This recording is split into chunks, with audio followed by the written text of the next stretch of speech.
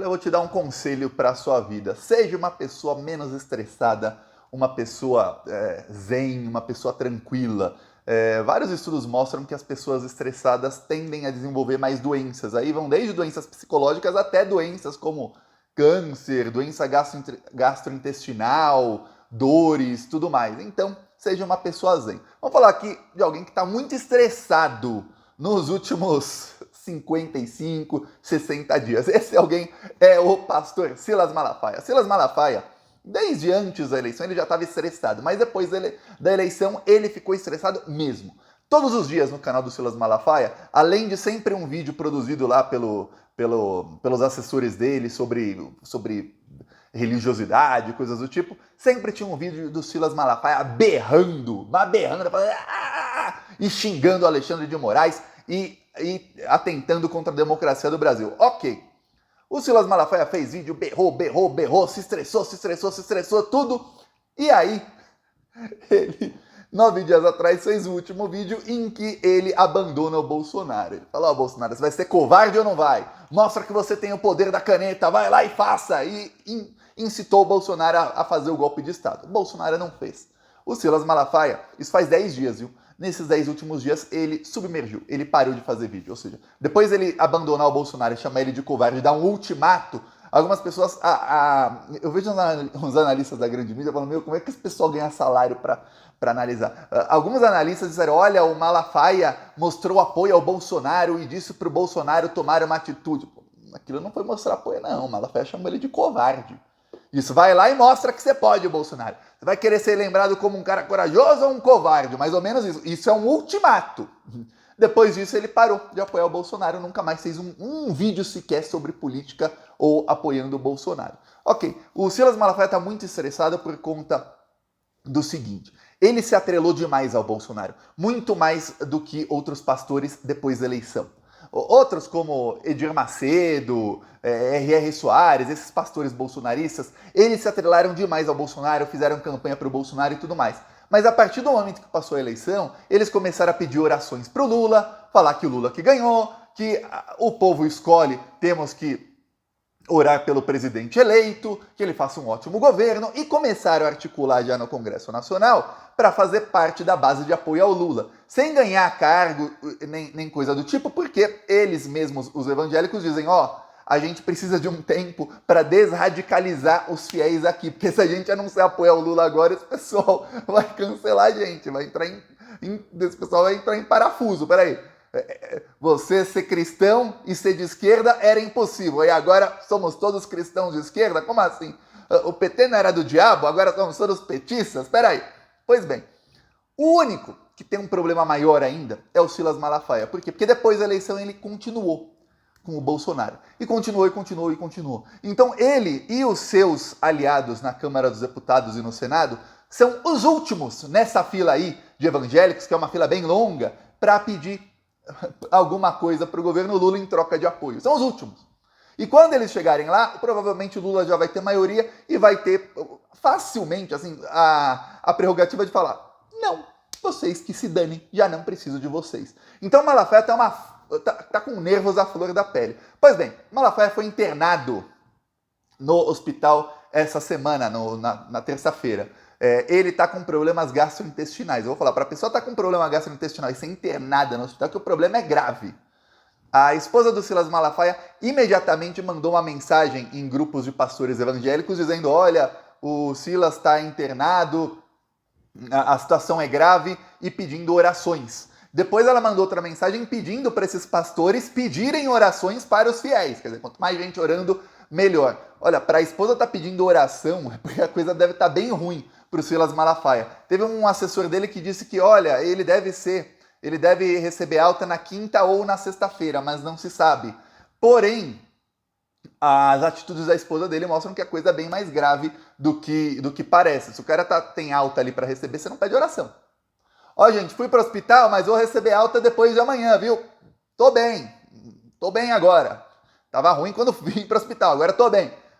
Você não precisa pedir oração, você pede oração quando a situação é crítica. E ela diz na mensagem que a situação é crítica. Tem uma coisa, o Silas Malafaia tem uma bola de nervos por conta de... Eu expliquei isso aqui sobre ele, os evangélicos quererem fazer parte da base de apoio do Lula. Só que o Silas Malafaia, ele durante o caminho, que foi esse caminho de ele incentivar essas manifestações e tudo mais, ele pode ter cometido um ou mais crimes. E ele sabe que o Alexandre de Moraes não vai deixar barato. Então, ele está num momento dificílimo para ele, porque está para entrar um governo que vai ter, sim, apoio da base evangélica. Não tenha dúvidas de que vai ter apoio. E ele é quem não vai ter apoio. E você sabe o que acontece entre esses pastores evangélicos? Você deve pensar, Tiago, são todos amigos, tudo mais. Eles são amigos e aliados na hora de pegar dinheiro público, de ter isenção de imposto e de fazer lobby dentro do Congresso Nacional e no Poder Executivo e nos ministérios para conseguir benefícios para igrejas evangélicas, ou seja, para conseguir ali mamata. Porém, são todos rivais. Quando um fiel vai na igreja do Malafaia, esse fiel não, todo mês ele paga não, se chama devolver o dízimo, ele devolve o dízimo. Se você não é evangélico, é essa maneira, não é pagar o dízimo, é devolver o dízimo. Ele devolve o dízimo e todo mês, e ele está dando para o Malafaia 10% do salário dele. Alguns dão 15, 20. Ele está dando para o Malafaia, não está dando para o Edir Macedo. Não está dando para o R.R. Soares, não está dando para os outros. Então, eles são rivais. Lembre-se disso. É como se você tem ali Coca-Cola e Pepsi. São aí são marcas de refrigerante. Você tem aí marcas de igrejas evangélicas, uma diferente da outra. Então, o que acontece é o seguinte. O Malafaia sabe que se ele é o último dessa fila, e não pense, mas Tiago, o Malafaia aí... o Malafaia... Tem discurso do Malafaia em 2010 exaltando o Lula. Esse pessoal tá com quem tá no poder. Era o Bolsonaro, o Lula, não dou 1 ano e meio, 2 anos para o Malafaia tá falando Lula é o melhor, Lula é o melhor. Não dou 1 ano e meio, 2. Tá. A não ser que realmente ele tente e o governo Lula fale, não queremos você. Ele sabe o seguinte, que esse pessoal vai passar rasteira nele. E que esse pessoal, a partir do momento em que eles fizerem parte da base de apoio do governo e o Malafaia for o único grande líder de grande igreja evangélica que não está na base de apoio, as outras igrejas vão tentar passar a perna nele, porque quanto menos fiéis tiver a igreja do Malafaia, esses fiéis estão indo para outras igrejas, mais dinheiro para os outros. É uma briga única e exclusivamente por dinheiro. Eu sei, e você sabe que para esses pastores a fé, ficou longe. Tem até uma notícia que saiu no site do Plantão Brasil ontem, que diz o seguinte, o R.R. Soares, ele tem um programa de TV... Gente, eu tava na Espanha faz 2 meses, aí no hotel que eu tava, tinha canais de tudo que é país que você puder imaginar. Eu tava... tipo 2 da manhã, só vendo o canal, vendo se tinha algum canal que passava Campeonato Brasileiro. E aí, no meio, tinha um canal russo do R.R. Soares, pregando lá, fazendo lá o evangelho dele, com um tradutor em russo. Eles traduziam em russo até o nome da conta bancária. A única coisa que não estava traduzida era Banco do Brasil. O resto, tudo traduzido. Os russos não conseguem nem fazer Pix, mas passa lá na Rússia. Aqui no México, onde eu tô, os 2 maiores canais do México, depois de meia-noite, todos os dias, nos 2 maiores canais, imagina se fosse a Globo e o SBT, o SBT no caso, todos os dias, depois de meia-noite, passa um programa da Universal. Esse pessoal faz de tudo, eles estão ampliando para o mundo inteiro. E aí, esse pessoal, o R.R. Soares, no programa dele, saiu a notícia no Plantão Brasil, ele curou o mesmo homem 17 vezes. 17 vezes ele levou o mesmo ator no programa dele para falar que o cara tinha uma doença e que aí com a força da fé ele curou o rapaz. Aí nas últimas vezes que ele levou, nas últimas 5, 10 vezes, ele dá risada, ele gargalha. E os fiéis lá aplaudindo e dando dinheiro, e tá assim, todo mundo dando dinheiro para ele. É isso que esses pastores são, não é pela fé não, é pelo dinheiro. Então é cobra comendo cobra, viu? Por isso que o Malafaia tá muito preocupado. Ele não pense que ele não está tentando, um dos maiores aliados dele, que é o Sócio Cavalcante, ele com o governo Lula, ele morde e assopra. Já ele vai começar só a soprar, não vai morder mais. Enquanto isso, você vê o quê? Eu percebi que nos últimos dias a grande mídia começou a fazer coro para que o Lula tenha evangélicos também no governo.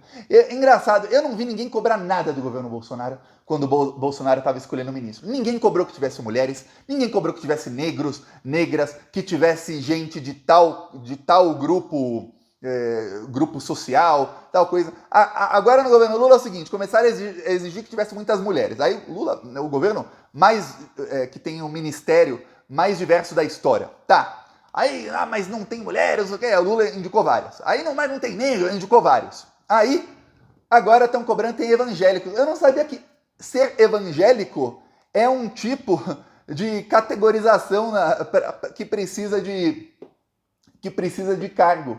Porque uma coisa é você falar assim, olha, para ter diversidade tem que ter mulheres. Se você tiver um governo só de homens, você não tem diversidade. Ok. Agora, para ter diversidade tem que ter evangélicos. Eu não vi ninguém cobrar que tenha judeus, que tenha budistas, que tenha católicos, que tenha ateus, espíritas. Não! Mas evangélico tem que ter. Saiu uma coluna do Cristóvão Buarque, no blog do Noblar, no Metrópolis. Cristóvão Buarque, para quem não sabe, ele foi ministro da Educação do governo Lula. Ele foi demitido por SMS. Eu acho que o único erro do Lula foi não demitir o Cristóvão Buarque por carta, por alguma coisa pior que SMS. Porque, olha, pensa num cara... Cristóvão Buarque golpista, votou a favor do golpe de Estado, lembre-se disso. Lixo do lixo do lixo. Que bom que foi demitido do governo Lula. Podia mandar um pombo correio. Aí o Cristóvão Buarque abre assim e fala, tá demitido, babaca. Pois bem, agora ele fez uma coluna no blog do Noblar, que o Noblar publicou, em que ele cobra que tem evangélicos no governo Lula, dizendo que o governo Lula não é diverso porque não tem evangélicos. Onde estão os evangélicos? Ah, depois você não pode reclamar, Lula, que os evangélicos não te apoiam, porque na hora de você mostrar a grandeza e dar cargos para as lideranças evangélicas, você não faz. Aí ele ainda cita que, olha, tem gente de outras religiões e não tem evangélicos.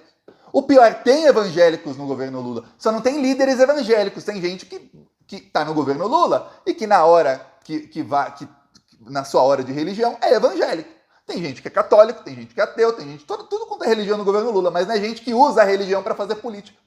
E é isso que o Cristóvão Buarque quer que o Lula coloque no governo. O Cristóvão Buarque, um dos caras um dos maiores perdedores da história da política brasileira. Esse cara tá cobrando coisas do governo Lula. Aí, a Elisiane Gama, senadora. Inclusive uma senadora que eu fiquei bravo algumas vezes com ela, porque sempre que tinha uma votação assim que apertava, ela ia lá e votava com o Bolsonaro. Na CPI, ela batia forte no Bolsonaro e tudo mais.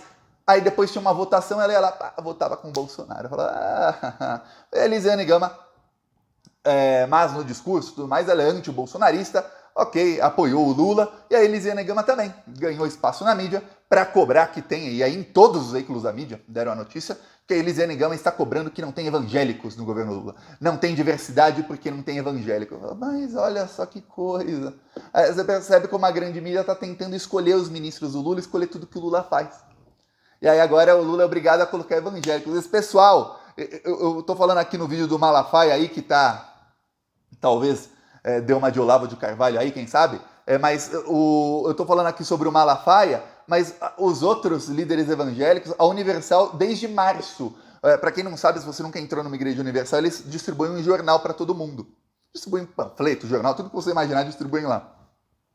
Desde março, o jornal do Universal diz que é impossível ser de esquerda e ser cristão, que a esquerda é do diabo, e depois ligando sempre o Lula ao diabo. Dentro dos cultos, eles estavam cometendo o crime de pedir voto para o Bolsonaro, e é um crime que compensa, porque não dá prisão, dá simplesmente uma multa de 8 mil reais, que para uma igreja não é nada.